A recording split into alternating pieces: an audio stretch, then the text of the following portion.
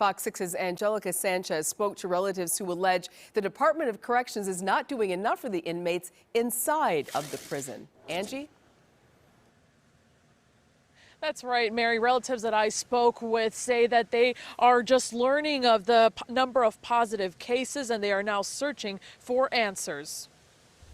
I don't know about everybody else, but I'm uncomfortable with how that is being operated. Relatives of inmates clearly frustrated. They're all worried. No one knows what to do. That's just a sample of the kinds of calls and emails coming through the Fox 6 newsroom over the situation inside Kettle Moraine Correctional Institution. The prison is battling over 400 positive cases of the coronavirus. This number makes them the prison with the highest number of active cases in the state of Wisconsin. Several relatives from in and out of state allege the prison is not doing enough. They are disputing the statements the Department of Corrections made in our Tuesday report. The DOC told us all inmates were in quarantine and their movement was limited.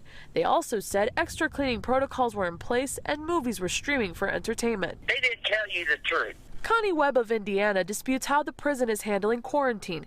She says her son was COVID-free, but the prison put an inmate in his cell that was known to be positive. Now her son, who has 7 more years left in his sentence, has tested positive. My son has been deliberately infected. In response, DOC says inmates who test positive are isolated from those not infected. They say, quote, however, our ability to isolate in this case is limited by the institution relative to the size of the outbreak. Others like Kathy Nelson of Minnesota say her grandson was trying to petition for release months ago due to a serious underlying health condition, but was told he couldn't because there were no active cases inside the prison.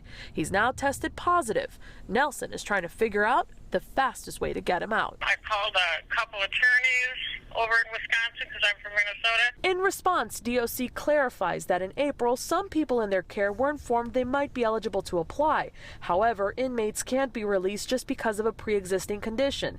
They say DOC has few tools it can use to release people. There are several requirements an inmate must meet to be eligible. These are reviewed by a committee and then left for the courts to decide. Do something to make that right.